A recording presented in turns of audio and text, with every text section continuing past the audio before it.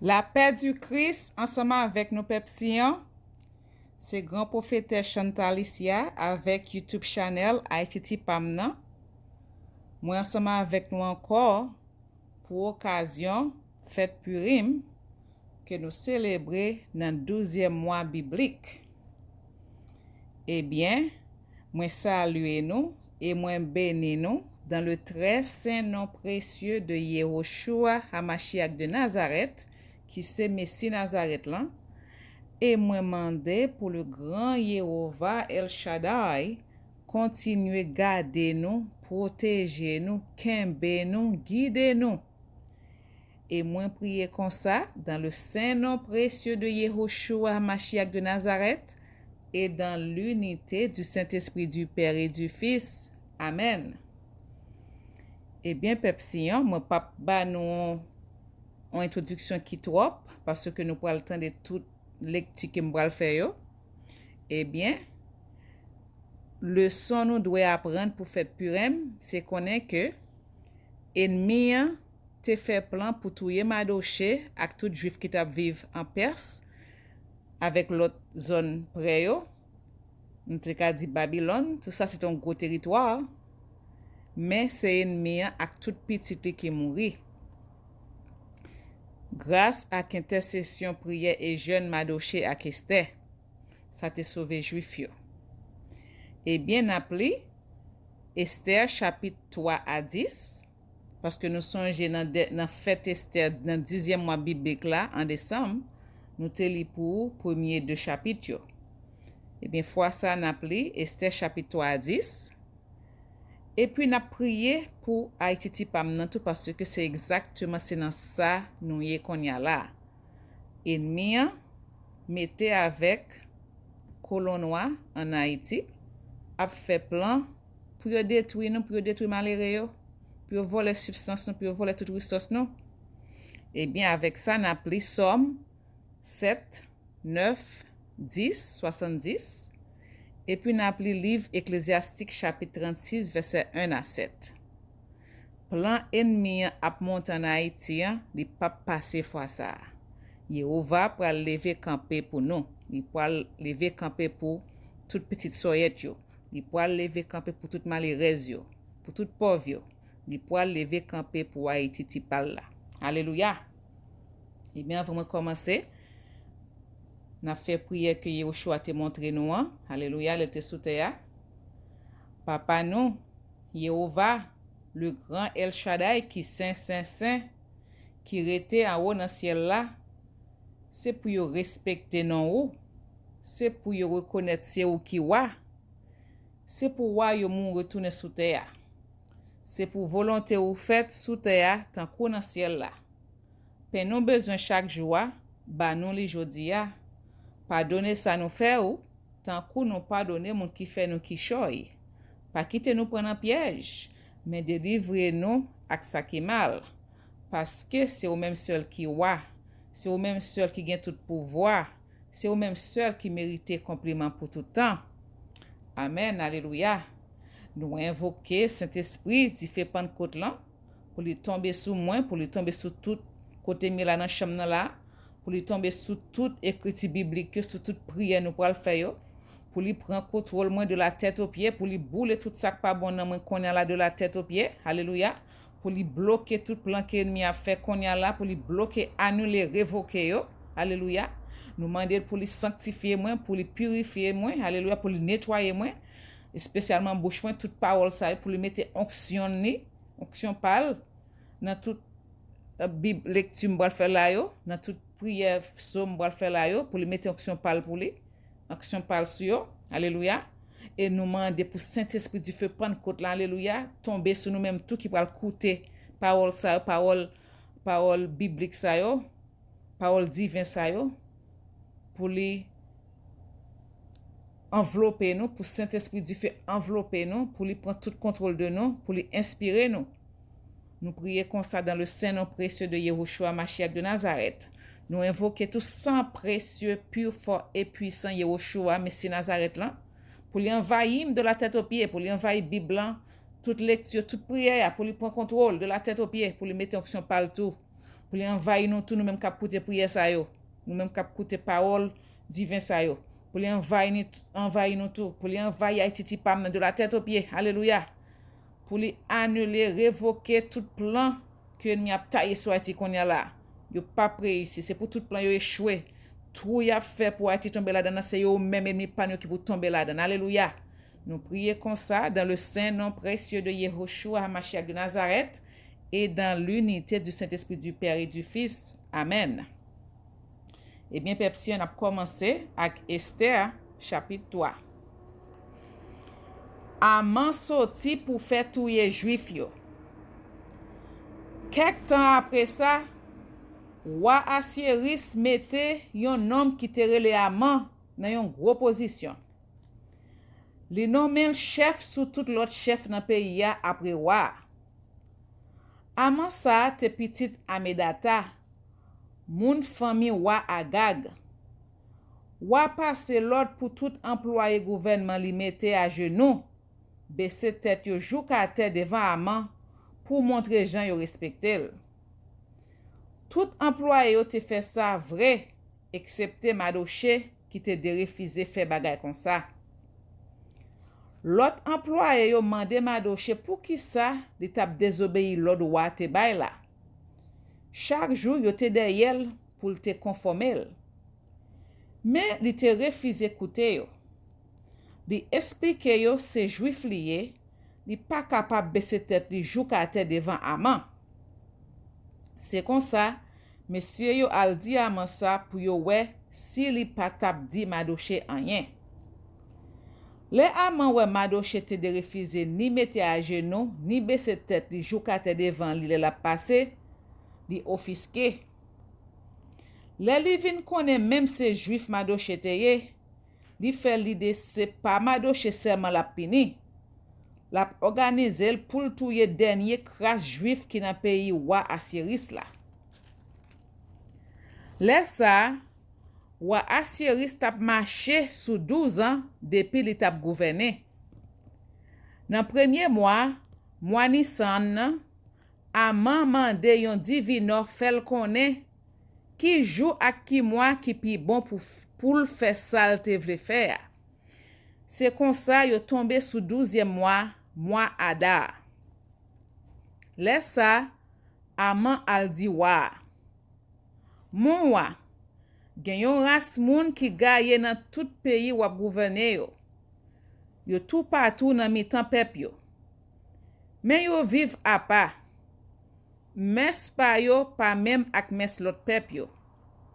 Le fini, yo de refuser obéi lot lodou bay yo. Li pata bon pour wa fè menjel sou sa. Si wa ta vle, li ta bay lod pour yo touye yo. Si wa fè ça, m'a ramassé 375 tonnes argent nan men employé l'État yo, m'a mette nan caisse wa. Wa bali carte blanche, li wete gros bag ki nan droite li a bay Aman, petit garçon Amedata, moun ras Agaglan, qui pat vle wè juif yo. Et puis wa dil kon sa. Mwen ba ou pep sa ensemble ak richesse li yo. Fè ça ou vle ak yo. C'est comme ça, dans 13e jour, premier mois, Aman fè rele tout secrétaire wa yo, li ba yo yon publication pour yo mette nan langue chaque pays, jan yo écrit langue lan nan pays ya. Le fini, li bay l'ordre pour yo voyel bay tout préfet wa, tout gouverneur provinciaux ak tout chef lot pep yo. Publication an te fait nan non wa Assyris. Le fini, li mette so bagwa en bali. Yo voye messager kouri pote publication nan tout pays qui en bas commandement wa. Publication an te bay l'ordre pour le 13e jour mois Adar va arriver. Yon sel jour pour yo te touye tout juif yo, grand moun kou jen moun, femme kou ti moun. C'est pour yo te massacre yo sans pitié.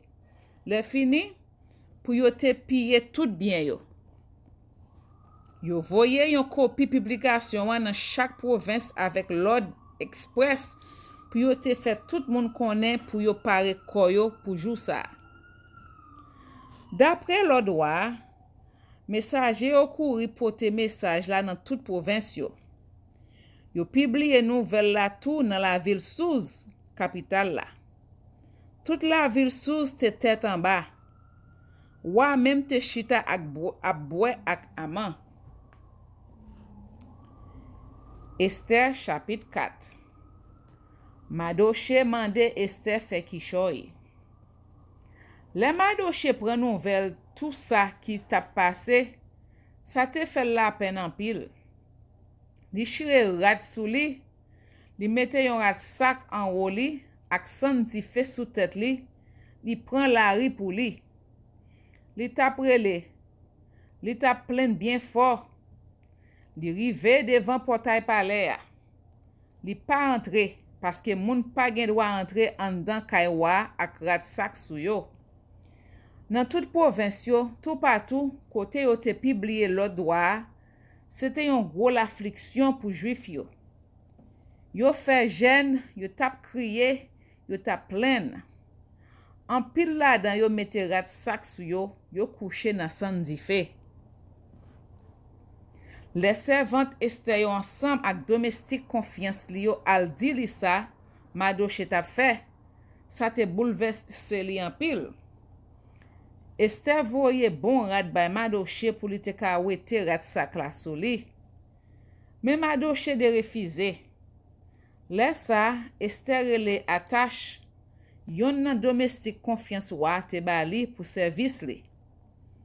Li voye l bon côté Mardoché pour connaît sa ka passe ak pou ki sa la fait ça. Attache al joindre Mardoché sous place publique qui te devant portail palais wa. Mardoché raconte tout ça qui te rivel, qui Jean Aman te promet pour te bay en pile l'argent pour mettre dans caisse wa, si wa te d'accord pour yo massacrer tout juif yo. Li bay attache yon copie l'ordre wa yo te publié la ville Souz la, qui te mande pour yo te détruit tout juif yo. Mardoché mandel pour porter copie publication en bay Esther, pour lui expliquer la situation, le fini pour Esther al bon côté wa pour parler avec elle, pour demander grâce pour peuple ya. Attache al dit Esther tout ça Mardoché te dit. Esther même voyait attache dit Mardoché comme ça. Personne, li te met femme, li te met garçon, pas gen droit entrer dans la cour en dan palais pour wa, si c'est pas wa qui voye chercher. Si yon moun fait ça, yap touyel. C'est la loi. Tout moun kap travail ak wa ensemble ak tout peuple l'autre pays qui sous l'ordre li yo kon ça. Seul gens pour pas mourir, c'est si wa longe bâton en loa bay moun la. Moi-même gen yon mois depuis wa pa mande pour moi. Le attache bay Mardoché message Esther. Mardoché voye réponse ça ba Esther. Pas maintenant tête tout, le yap touye juif yo, wap chapé parce que c'est là kay wa ou ete. Si ou comprendre pour faire même bouche nan yon ka kon ça, peuple juif la toujours ka joindre délivrance. Mais ou même wap mourir et puis famou ap disparaître. Ou pas jamais connaît si c'est pas pour mauvais pas ça ou la reine journée jodi ya. Esther voye répondre Mardoché. Ou met aller réuni dernier juif qui dans la ville Souz. Fait gêne pour moi. N'a passé 3 jours, 3 nuits sans manger, sans boire. Moi-même bopam ensemble ak servante moi yo, nous poil faire gêne tout. Après ça, ma val côté wa à toute la loi de ça. Si c'est pour mourir, ma mourir. Mardoché ale, li fait tout ça Esther te dit le faire. Pepsion moi poil li pour nous la prière que Esther ak Madoche te fait. Prière sa yo pas dans livre créole là yo te retiré yo. Donc m'a pli pour nous dans livre ancien français que me gagne, mais c'est en français m'a pli. Prière de Mardoché. Prions alors Jéhovah au souvenir de toutes ses grandes œuvres. Il s'exprima en ces termes. Jéhovah, Jéhovah, roi, maître de l'univers, tout est soumis à ton pouvoir. Et il n'y a personne qui puisse te tenir tête dans ta volonté de sauver Israël. Oui, c'est toi qui as fait le ciel et la terre et toutes les merveilles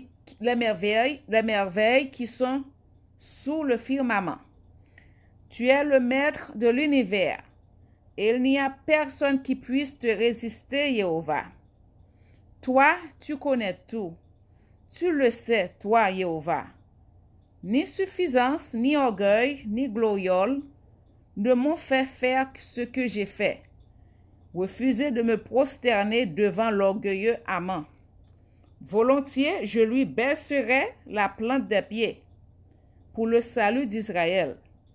Mais ce que j'ai fait, c'était pour ne pas mettre la gloire d'un homme plus haut que la gloire de Jéhovah. Et je ne me prosternerai devant personne si ce n'est devant toi, Jéhovah. Et ce que je ferai là ne sera pas orgueil.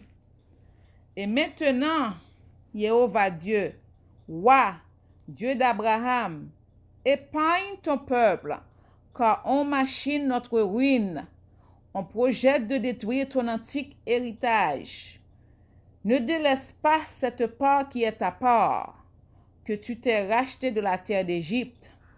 Exauce ma prière, sois propice au peuple tien, et tout notre deuil en joie, afin que nous vivions pour chanter ton nom, Jéhovah. Et ne laisse pas disparaître la bouche de ceux qui te louent. Et tout Israël criait de toutes ses forces, car la mort était devant ses yeux. Ça, c'était prière Mardoché. Qu'on y a là, nous pourrons faire prière Esther. Prière d'Esther. La reine Esther cherchait aussi refuge près de Jéhovah dans le péril de mort qui avait fondu sur elle. Elle avait quitté ses vêtements somptueux pour prendre des habits de détresse et de deuil. Au lieu de fastueux parfums, elle avait couvert sa tête de cendres et d'ordures. Elle humiliait durement son corps et les tresses de sa chevelure défaite remplissaient tous les lieux témoins ordinaires de ses joyeuses parures. Et elle suppliait Jéhovah Dieu d'Israël en ces termes. Ô mon Jéhovah, notre roi, tu es l'unique. Viens à mon secours, car je suis seul et n'ai d'autre recours que toi. Et je vais jouer ma vie. J'ai appris dès le berceau au sein de ma famille que c'est toi, Jéhovah, qui as choisi Israël entre tous les peuples et nos pères parmi tous leurs ancêtres pour être ton héritage à jamais. Et tu les as traités comme tu l'avais dit. Et puis nous avons péché contre toi, et tu nous as livrés aux mains de nos ennemis pour les honneurs rendus à leur Dieu, ti Dieu, ok? Tu es juste, Jéhovah. Mais ils ne se sont pas contentés de l'amertume de notre servitude. Ils ont mis leurs mains dans celles de leurs idoles, en vue d'abolir l'arrêt sorti de tes lèvres, de faire disparaître ton héritage, de clore les bouches qui te louent, d'éteindre ton autel et la gloire de ta maison, et d'ouvrir à la place la bouche des nations pour la louange des idoles de néant, et pour s'extasier à jamais devant un roi de chair. N'abandonne pas ton sceptre, Jéhovah, à ceux qui ne sont pas. Point de sarcasme sur notre ruine. Retourne ces projets contre leurs auteurs. Et du premier de nos assaillants, fais un exemple. Souviens-toi, Jéhovah, manifeste-toi au jour de notre tribulation. Et moi, donne-moi du courage, roi des dieux et dominateur de toute autorité. Mets sur mes lèvres un langage charmeur lorsque je serai en face du lion, et tourne son cœur à la haine de notre ennemi, pour qu'il y trouve sa perte avec tous ses pareils. Et nous, sauve-nous par ta main, et viens à mon secours, car je suis seul et n'ai rien à part toi, Jéhovah. Car je suis seul et n'ai rien à part toi, Jéhovah. De toutes choses, tu as connaissance, et tu sais que je hais la gloire des impies, que j'abhorre la couche des incirconcis et celle de tout étranger. Tu sais la nécessité qui me tient, que j'ai horreur de l'insigne de ma grandeur, qui ceint mon front dans mes jours de représentation. La même horreur que d'un linge souillé, et ne le porte pas dans mes jours de tranquillité. Ta servante n'a pas mangé à la table d'Aman, ni brisé les festins royaux, ni bu le vin des libations. Ta servante ne s'est pas réjouie depuis le jour de son changement jusqu'à présent. Si ce n'est en toi, Jéhovah, Dieu d'Abraham, ô Dieu dont la force l'emporte sur tous, écoute la voix des désespérés, tire-nous de la main des méchants et libère-moi de ma peur. Amen. Ça, c'était prière Esther. Eh bien, qu'on y a, peuple Sion, nous pourrons continuer avec chapitre 5, livre Esther. Esther invité roi ak Aman la kaili. Sous troisième jour, Esther mette rad la reine li sou li, l'aller li camper dans la cour en dedans palais, devant salon roi. Roi te chita sous fauteuil li en dedans salon en face porte pour entrer. Le roi ouais la reine Esther camper dehors, ça te fait quel content. Li longe bâton en l'or qui te nan men lan bali. Esther entre, li manyen pointe bâton. Roi mandel. Ça qui gagne la reine Esther? Ça ou besoin? Ou met mande moitié nan pays ma ba ou li? Esther répond li. Si ça fait roi plaisir, moi ta reme roi vini ensemble ak Aman nan yon ti fête m'a fait pour li la kay mwen aswaya. La même roi dit, courez vite al chercher Aman pour nan ka Esther qui invite nous.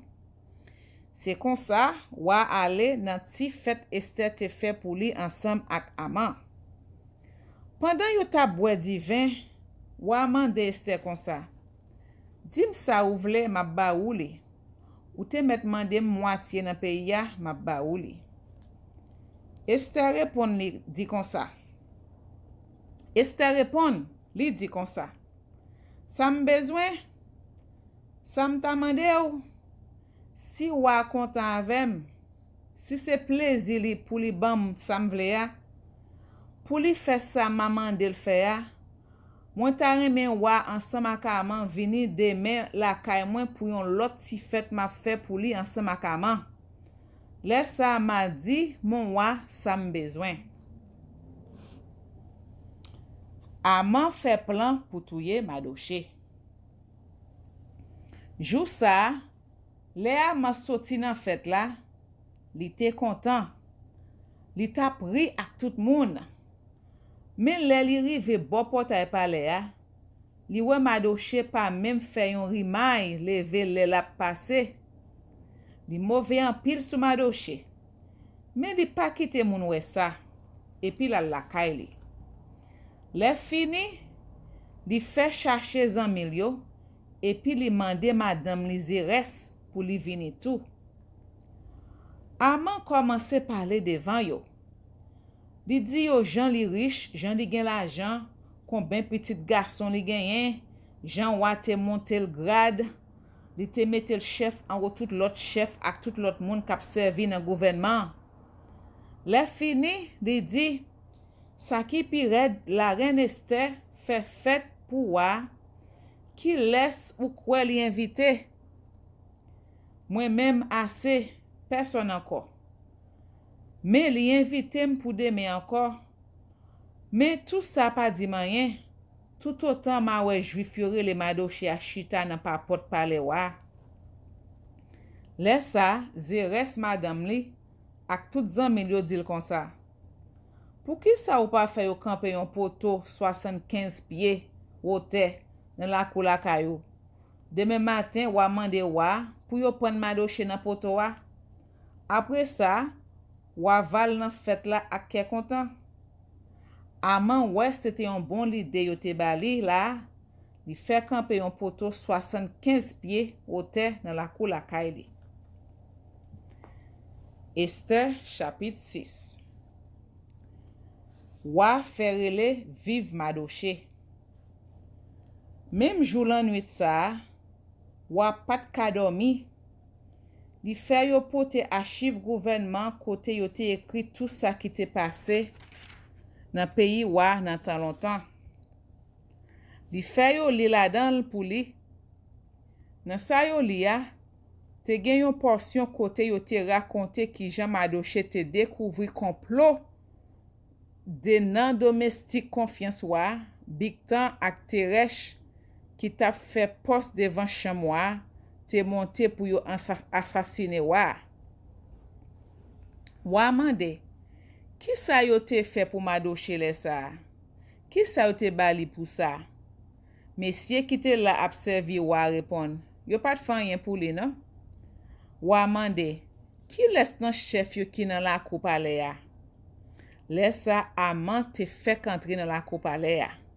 Li te vin mande wa pou te fè pan Mardoché nan poto li te pare ya. Mesye yo repon, Aman la oui, la pe espere ou nan la kou wa. Wa di, fè l'entre. Le Aman entre, wa dil kon sa.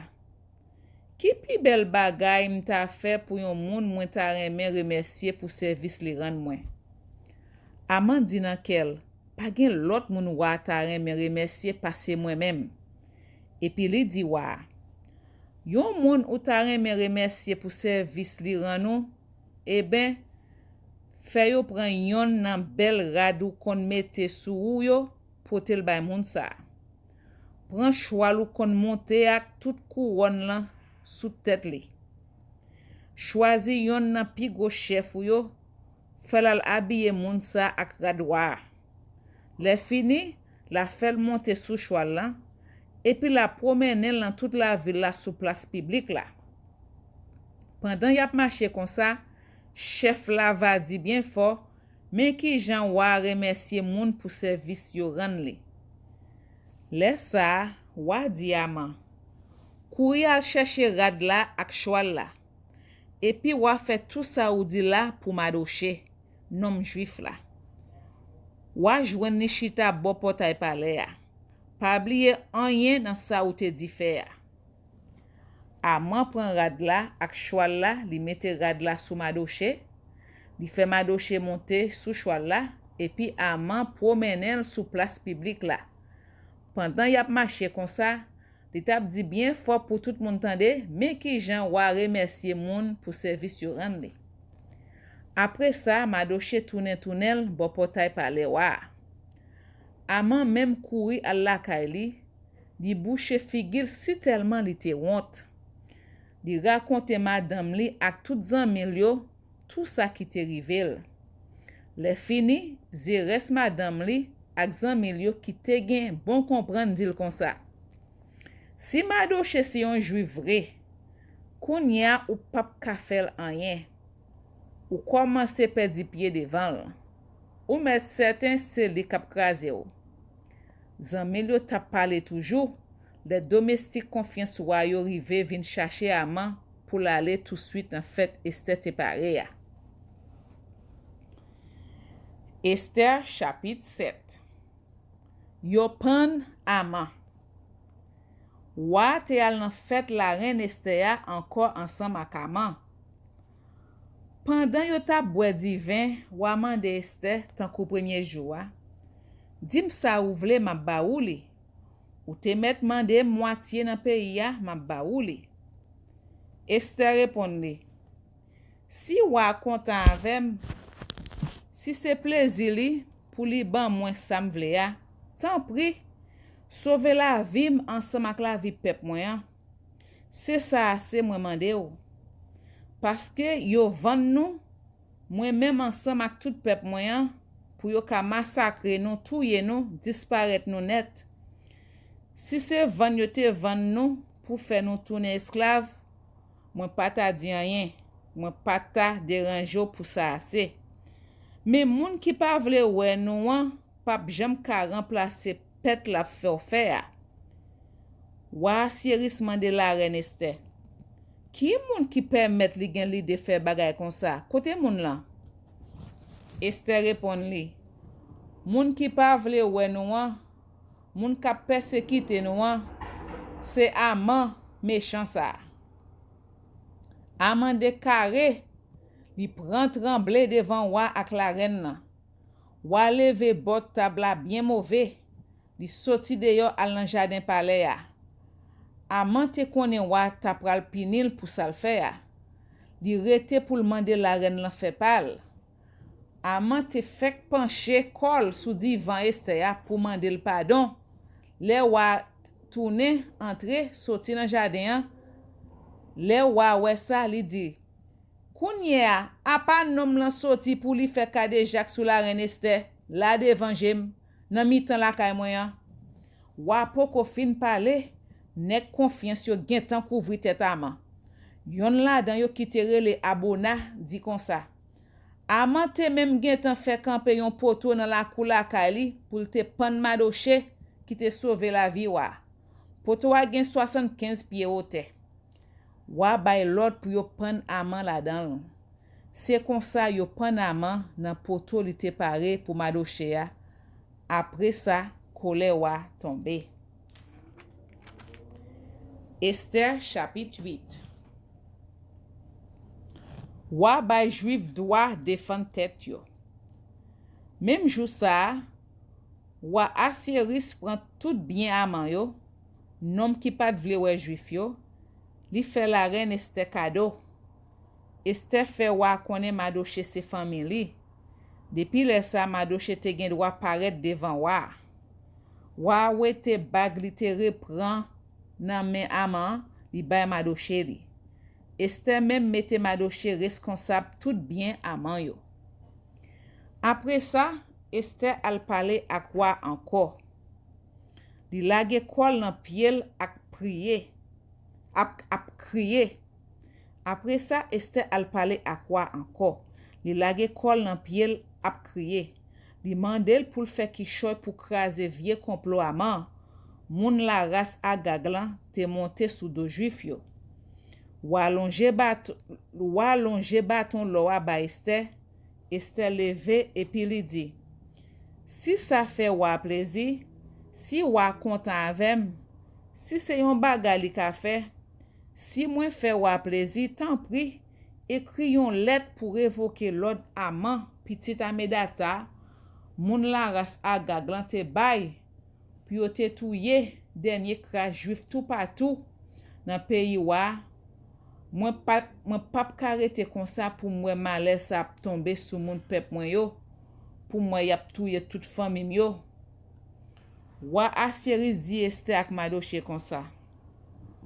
Gade, mwen fè pan Aman pou tèt complot li te monte sou do juif yo. Le finim bay Esther tout bien li yo. Men depi yo bay yon lot public nan non wa, avec so wa sou li, l'ord lan pa ka revoke. Tan seulement, nou même, nou gen dwa ekri yon let bay juif yo nan non mwen avec so mwen sou li. Tout ça te passé dans 23e jour 3e mois.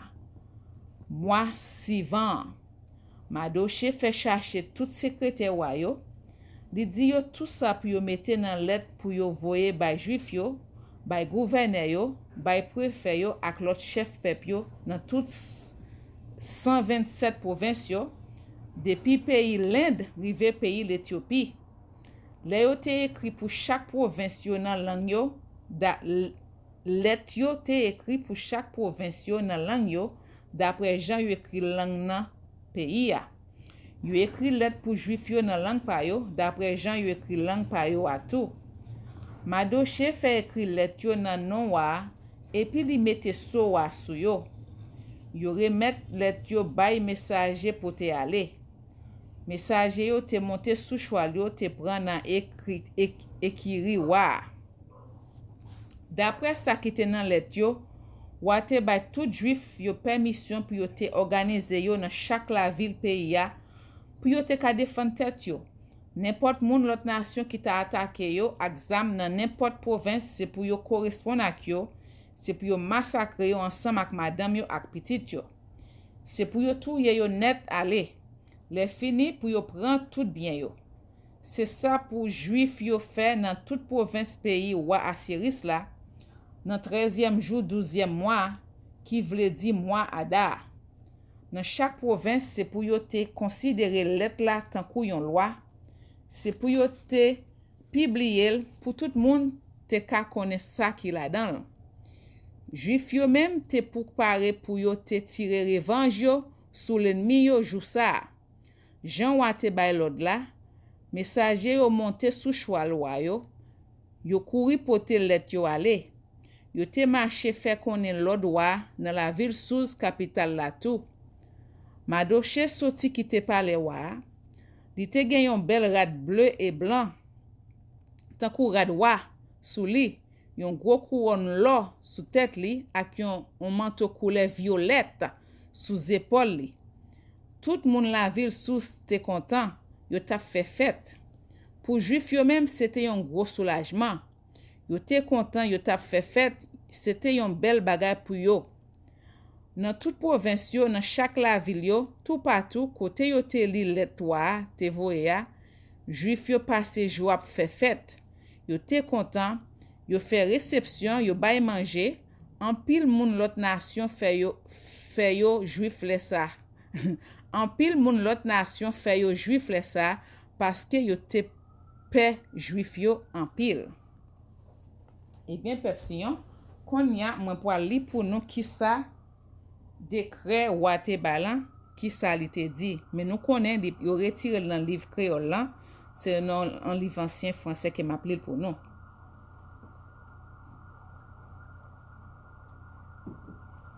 Décret de réhabilitation. Voici le texte de cette lettre. Le grand roi Assuérus, au satrape des 127 provinces qui s'étendent de l'Inde à l'Éthiopie, au gouverneur de province et à tous ses loyaux sujets, salut. Bien des gens, lorsque sur leur tête l'extrême bonté de leur bienfaiteur accumule les honneurs, n'en conçoivent que de l'orgueil. Il ne leur suffit pas de chercher à nuire à nos sujets, mais leur satiété, même le devenant un fardeau insupportable, ils montent leur machination contre leur propre bienfaiteur. Et non contents de bannir la reconnaissance du cœur des hommes, enivrés plutôt par les applaudissements de qui ignore le bien, alors que tout est à jamais sous le regard de Jéhovah, ils se flattent d'échapper à sa justice qui est les méchants. Ainsi, maintes et maintes fois est-il arrivé aux autorités constituées pour avoir confié à des amis l'administration des affaires et s'en être laissé influencer, de porter avec eux le poids du sang innocent au prix d'irrémédiables malheurs. Les sophismes, menteurs d'une nature perverse, ayant égaré l'irréprochable droiture d'intention du pouvoir. Il n'est que d'ouvrir les yeux, sans même aller jusqu'au récit d'autrefois que nous venons de rappeler. Regardez seulement sous vos pas que d'impiété perpétrée par cette peste des gouvernants indignes. Aussi bien nos efforts vont-ils tendre à assurer à tous, dans l'avenir, la tranquillité et la paix du royaume. En procédant aux changements opportuns et en jugeant toujours les affaires qui nous seront soumises dans un esprit de bienveillant accueil. C'est ainsi qu'Aman, fils de Hamdata, un Macédonien, en toute vérité étranger au sang perse et très éloigné de notre bonté, avait été reçu chez nous comme hôte et avait rencontré de notre part les sentiments d'amitié que nous portons à tous les peuples, jusqu'au point de se voir proclamer notre Père et de se voir révéré par tous de la prostration comme placé immédiatement après le trône royal. Or, incapable de tenir son rang élevé, il s'appliqua à nous ôter le pouvoir et la vie. Nous avons un sauveur, un homme qui toujours a été notre bienfaiteur, Mardochée, une irréprochable compagne de notre royauté, Esther. Les manœuvres de cet tortueux sophisme nous en ont demandé la mort avec celle de tout le peuple, pensant par ces premières mesures nous réduire à l'isolement et remplacer la domination perse par celle des Macédoniens.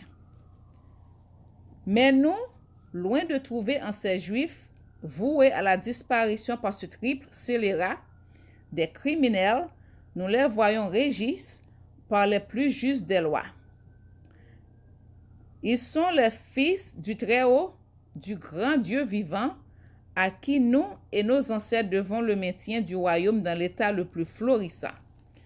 Vous ferez donc bien de ne pas tenir compte des lettres envoyées par Haman, fils de Hamdata, leur auteur ayant été pendu aux portes de Suse avec toute sa maison, digne châtiment que Jéhovah, maître universel, lui a incontinent infligé. Affichez une copie de la présente lettre en tout lieu, laissez les Juifs suivre ouvertement les lois qui leur sont propres et porter leur assistance contre qui les attaquerait au propre jour fixé pour les écraser, soit le 13e jour du 3e mois, qui est Adar. Car ce jour, qui devait être un jour de ruine, la suprême souveraineté de Jéhovah vient de le changer en un jour d'allégresse en faveur de la race choisie. Quant à vous, Juifs, parmi vos fêtes solennelles, célébrez ce jour mémorable par force banquet, afin qu'il soit dès maintenant et demeure à l'avenir, pour vous et pour les Perses de bonne volonté, le souvenir de votre salut, et pour vos ennemis le mémorial de leur ruine. Toute ville et plus généralement toute contrée qui ne suivra pas ces instructions sera impitoyablement dévastée par le fer et le feu, rendue impraticable aux hommes et pour toujours odieuse aux bêtes sauvages et aux oiseaux eux-mêmes. Le texte de cet édit destiné à être promulgué comme loi dans chaque province fut publié parmi toutes les populations afin que les Juifs se tinssent prêts au jour dit à tirer vengeance de leurs ennemis. Des estafettes montant des coursiers royaux partirent en grande hâte et diligence sur l'ordre du roi. Le décret fut aussi publié dans la citadelle de Suse. Mardochée sortit de chez le roi revêtu d'un habit princier de pourpre violette et de lin blanc, couronné de grands diadèmes d'or et portant un manteau de byssus et de pourpre rouge. La ville de Suse tout entière retentit d'allégresse. Ce fut pour les Juifs un jour de lumière, de liesse, d'exultation et de triomphe. Dans toutes les provinces, dans toutes les villes, partout enfin où parvinrent les ordres du décret royal, ce ne fut pour les Juifs qu'allégresse, liesse, banquets et fêtes. Parmi la population du pays, bien des gens se firent juifs, car la crainte des Juifs s'appesantit sur eux. Eh bien, ça c'était décret à réhabilitation qui me li pour nous. Qu'on y en a continué avec Esther chapitre 9. Juif yo touye l'ennemi yo. 13e jour dans 12e mois a d'arriver. C'était jour pour yo te fait ça wa te bay l'autre faire. C'était jour moun qui pat vle ouais juif yo tap tan pour yo t'écraser yo. Mais ça qui pour te rive jou ça, c'est pas ça qui rive.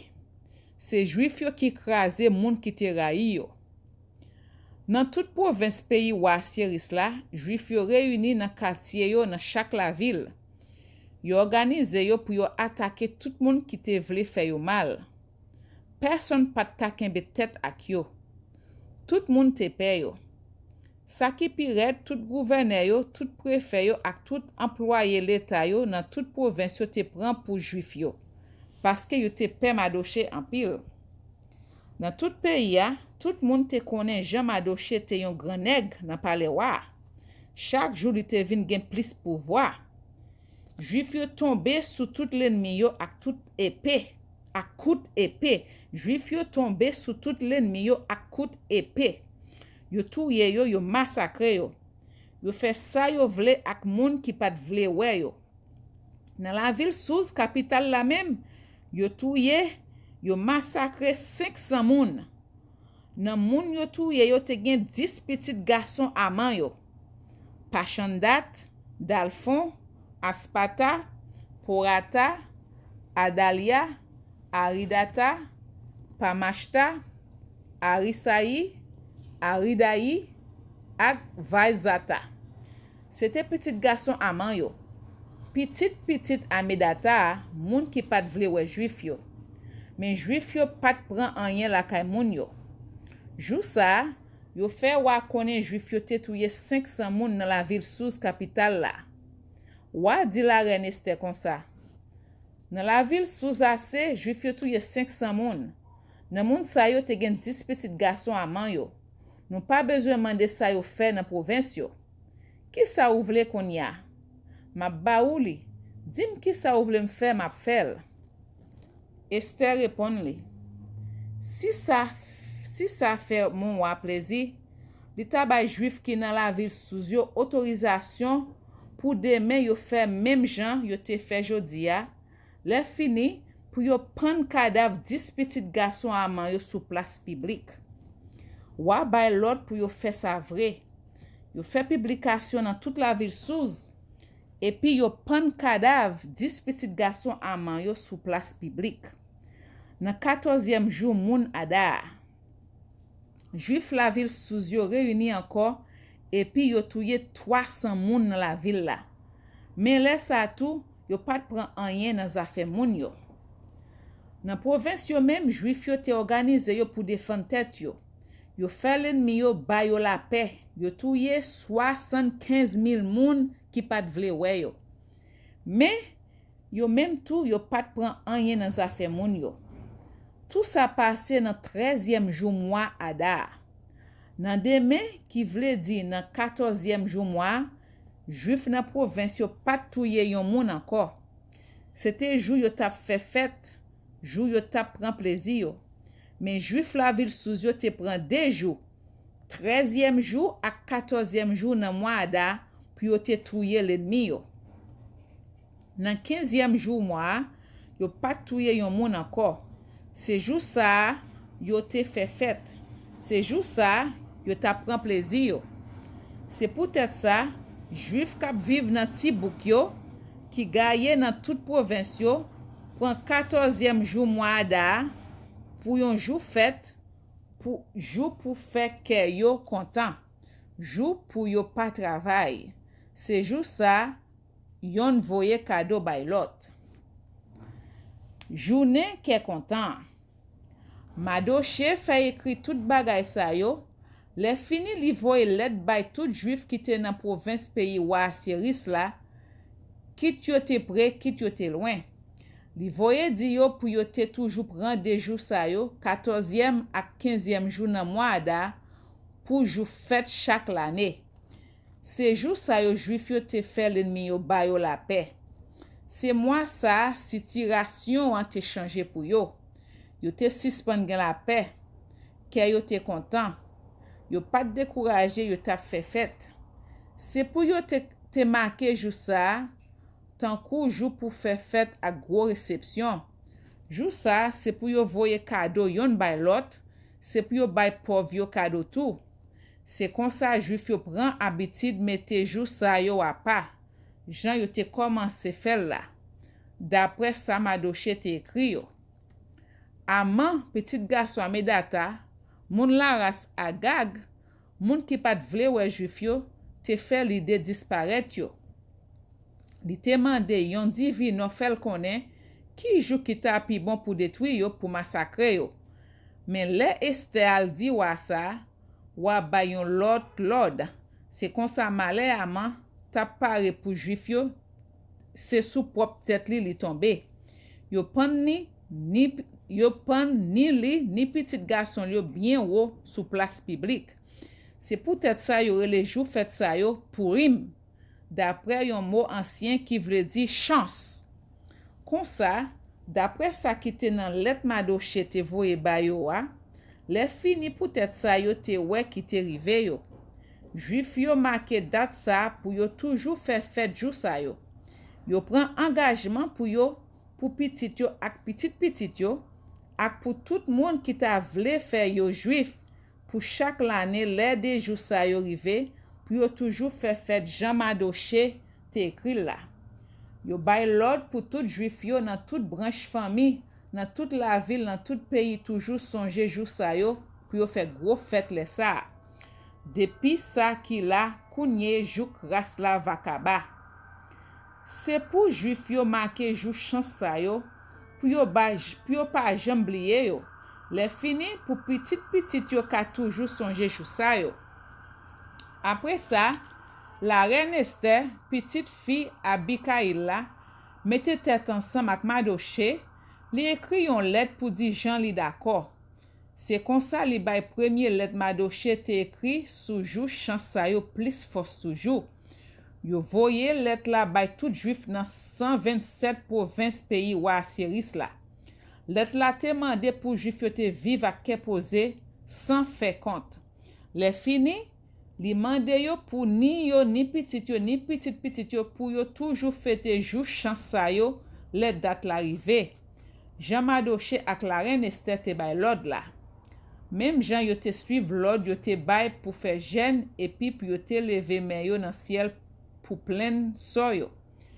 Yo prend lettre la reine Esther te écrit pour bay règlement jou chance sa yo plus force la, yo écrit dans livre la.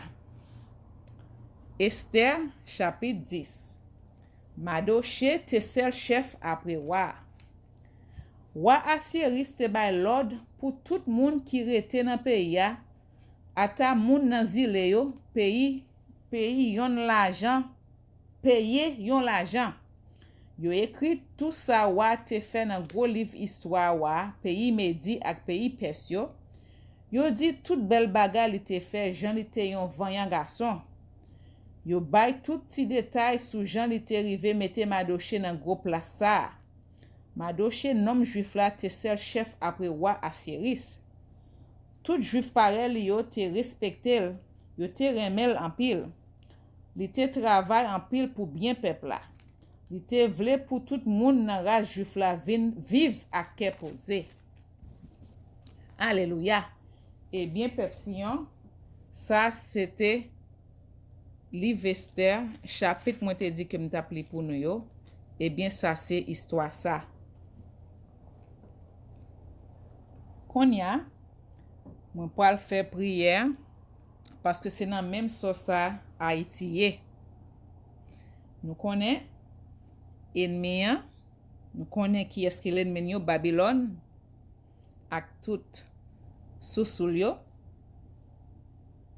yo a manipulé propre nous-mêmes qui dans pays ya, yo met ensemble avec yo, puis yo ka vendre pays non, puis yo ka voler ressources non, puis yo ka tout pisi non, pour malheureux avec pi malheureux, pour yo détruire non. C'est même raison ça, c'est ça que fait qu'on y a yo vini avec loi pour yo faire pi fort jeune yo quitter Haïti pour y al joindre yo. So les groupes résistants, les jeunesse qui s'espoir pays à quitter pays.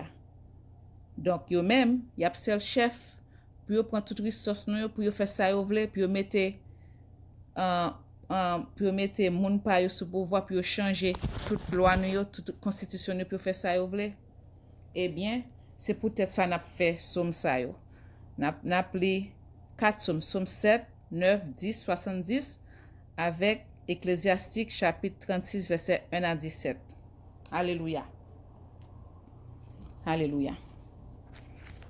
OK? Eh bien, on va commencer.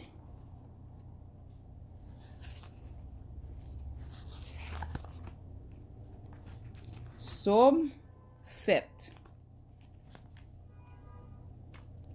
La prière pour demander justice.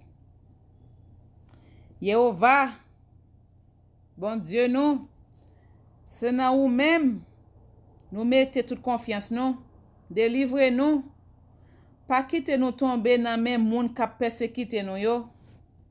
Si ce n'est pas ça, tant que lion yo fait, y a poté nous aller, y a dévoré nous 100 personnes, pas capoter nous secours.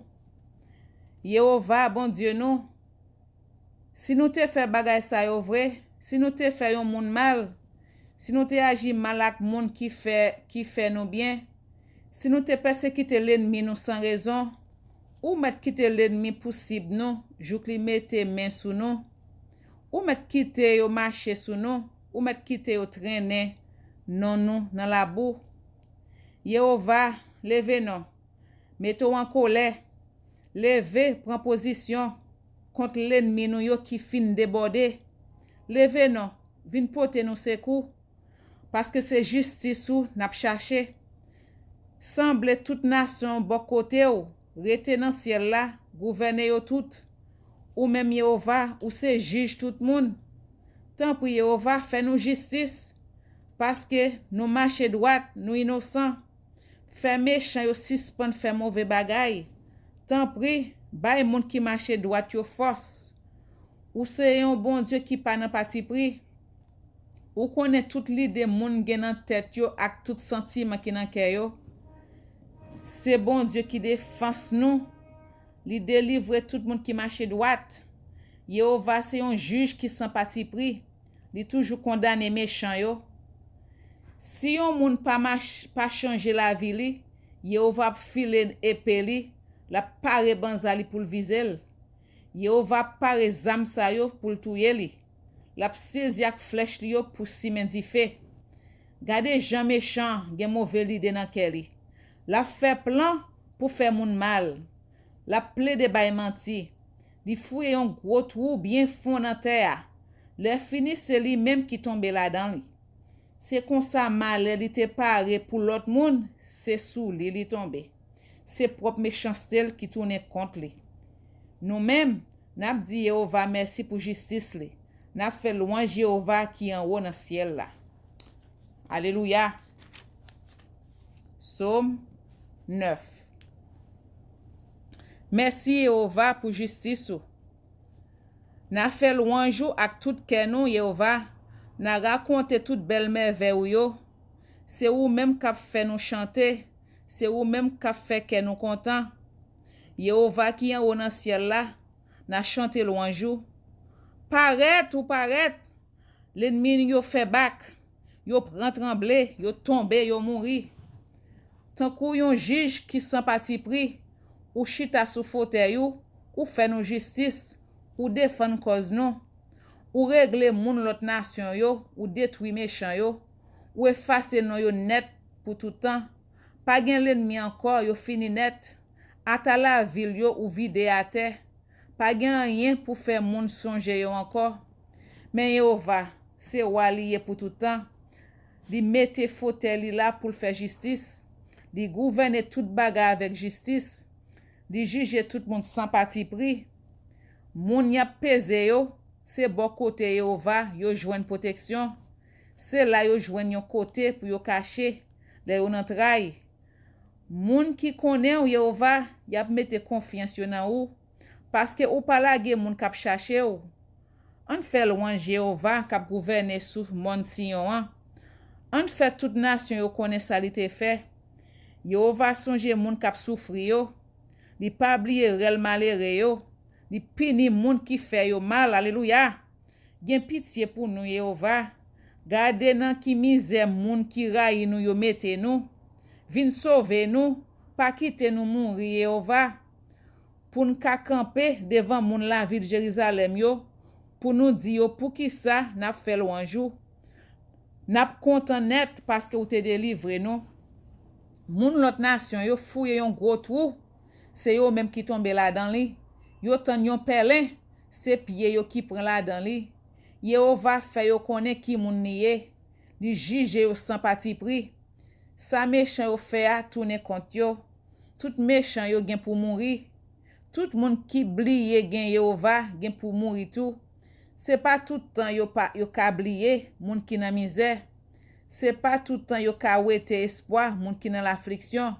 Levez non Yehova. Pas quitter les hommes gen bataille là.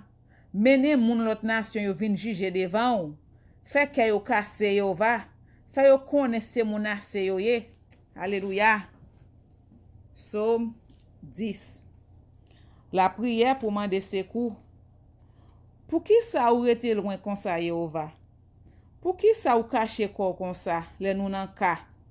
Méchant ap gonfle l'estomac li, la persécuté malheureux yo, c'est pour pied le prendre pelle li même li tan lan.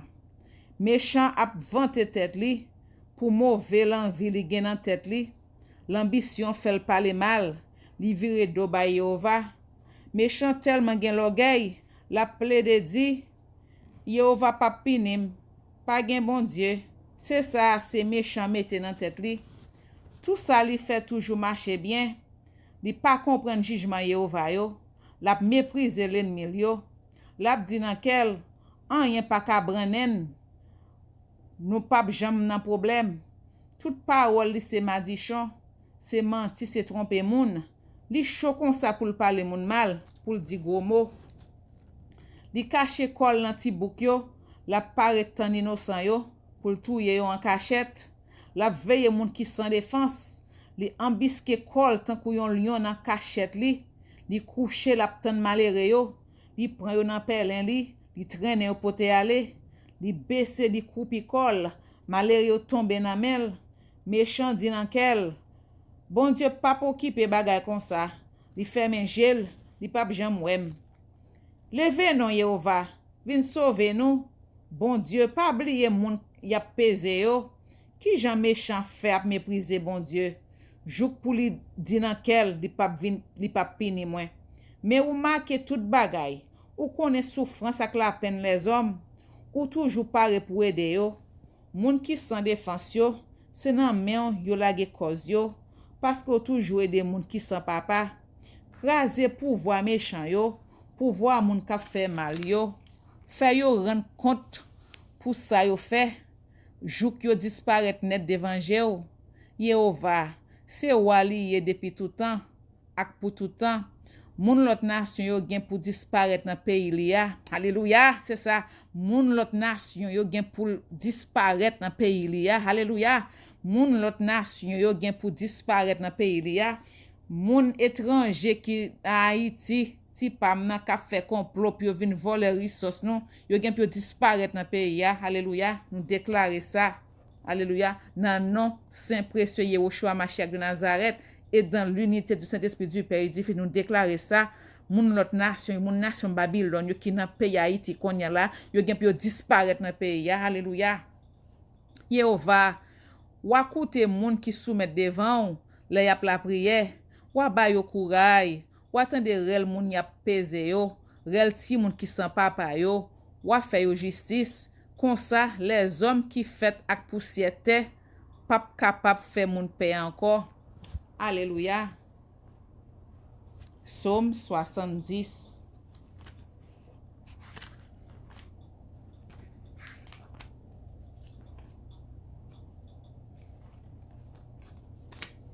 La prière pour demander délivrance. Délivre-nous non Yehova. Presse vin porter nous secours Yehova. Moun kap chache touye nou yo, c'est pour yo honte. C'est pour yo pas ka leve tête yo. Moun ki envie wè mal rive nou, c'est pour yo ren kako yo, c'est pour yo honte.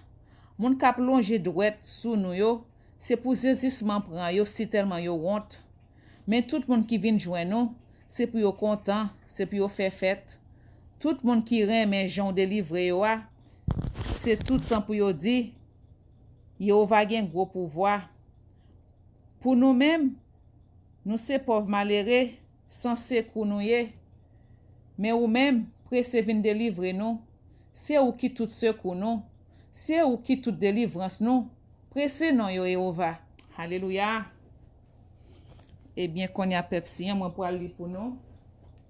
Ecclésiastique, chapitre 36, verset 1 à 15. Ça nous pas besoin dans le livre créole là, non? Nous avons besoin dans l'autre livre apocrypha. Prière pour la délivrance et la restauration d'Haïti, m'a dit Haïti dans la place Israël. Aie pitié de nous, Jéhovah, Dieu du monde, et regarde. Répands ta crainte sur toutes les nations. Lève la main contre les nations étrangères et qu'elles voient ta puissance. Comme à leurs yeux, tu t'es montré saint contre nous, de même à nos yeux, montre-toi grand contre eux, qu'elles te connaissent, tout comme nous avons connu, qu'il n'y a pas d'autre Dieu que toi, Jéhovah. Renouvelle les prodiges et fais d'autres miracles. Glorifie ta main et ton bras droit. Réveille ta fureur, déverse ta colère. Détruis l'adversaire, anéantis l'ennemi. Hâte le temps, souviens-toi du serment, que l'on célèbre tes hauts faits, qu'un feu vengeur dévore les survivants, que les oppresseurs de ton peuple soient voués à la ruine. Brise la tête des chefs étrangers qui disent « Il n'y a que nous ». Rassemble toutes les tribus de Jacob.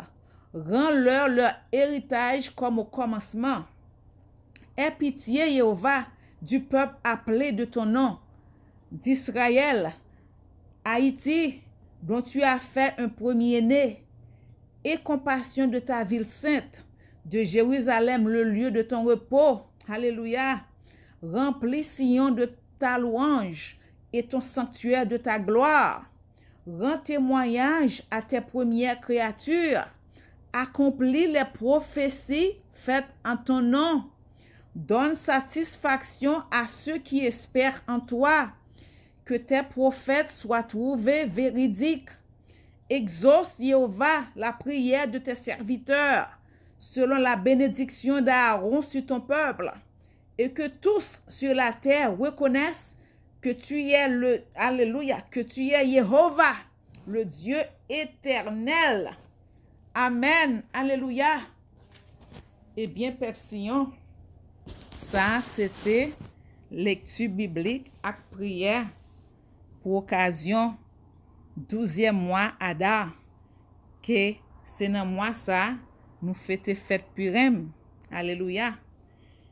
Eh bien, nous dit Jéhovah merci. Grand prêtre Josué a ba nous plus de détails toujours. La ba nous exactement dans qui date dans mois dans 12e mois qui c'est février pour calendrier romain. La dit nous exactement qu'il est, il a fêté li. M'kwa c'est 18, m'kwa c'est 18 19 20 parce que c'est date ça qui correspond à 13e, 14e, 15e jour dans 12e mois, OK? So la tombe en 18, 19, 20 février, ce qui correspond à 13e, 14e, 15e jour, 12e mois Adar. Eh bien, Peuple Sion, nous dit Jéhovah merci. C'était Grand Prophète Chantal Isia avec YouTube channel Haïti Pamna. Restez béni, Peuple Sion. Restez dans la paix et dans l'amour du Christ. Moi, j'ai fait toute prière ça yo dans le saint nom précieux de Yehoshua Mashiach de Nazareth et dans l'unité du Saint-Esprit du Père et du Fils.